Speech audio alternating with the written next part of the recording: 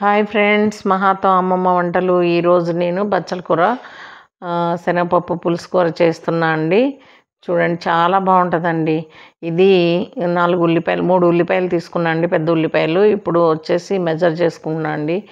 ఇది శనగపప్పు 3/4 కప్పు తీసుకుంటున్నా అండి. శనగపప్పు 3/4 కప్పు తీసుకొని 2 విజిల్స్ వచ్చేదాకా మనం స్టవ్ మీద పెట్టుకోవాలండి. 2 విజిల్స్ వచ్చిన తర్వాత అప్పుడు మనం అందులో వేసుకోవాలండి. ఉల్లిపాయలు ఫ్రై అయిన తర్వాత అందులో వేసుకొని వీటిని కూడా ఫ్రై చేసుకోవాలండి. ఇప్పుడు చూడండి, కుక్కర్లో పెడుతున్నాను. ఇప్పుడు కుక్కర్లో పెట్టి 2 విజిల్స్ వచ్చేదాకా మనం ఉంచుతామండి.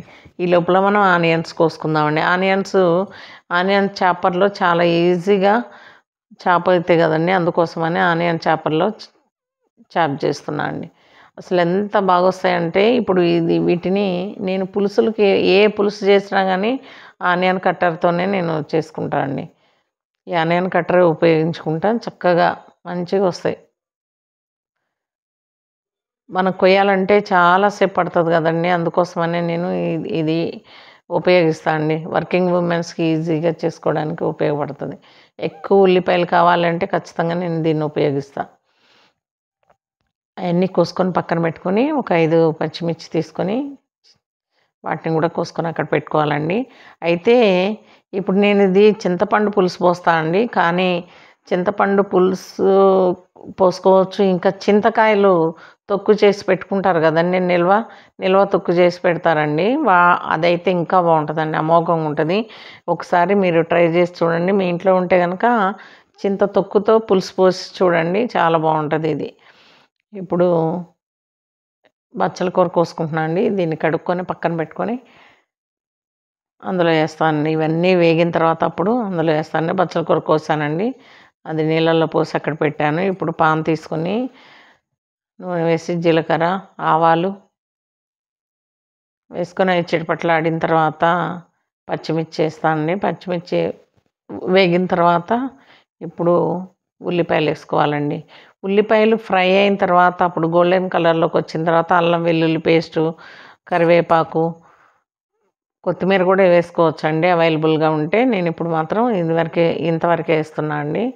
ఇప్పుడు నేను పసుపు వేసానండి. పసుపు వేసి ఉప్పు కూడా వేస్తున్నాను అండి. ఉప్పు వేసిన తర్వాత అవి కొంచెం ఫ్రై అయినట్టు అనిపించాయండి.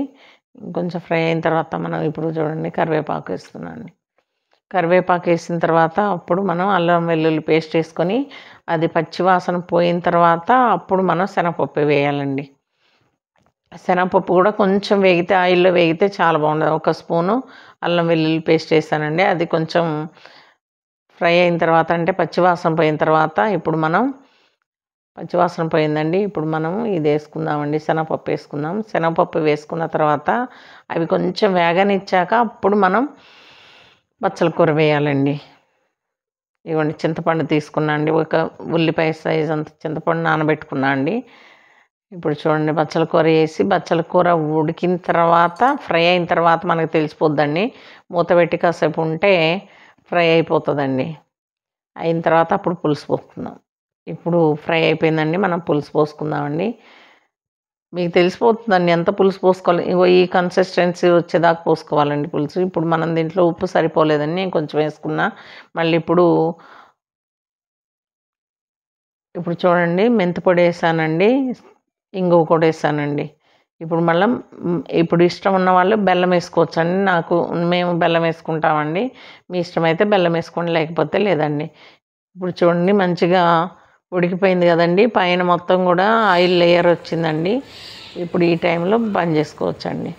Thank you friends. మీకు ఇది నచ్చినట్లయితే లైక్ చేయండి, షేర్ చేయండి, సబ్స్క్రైబ్ చేయండి.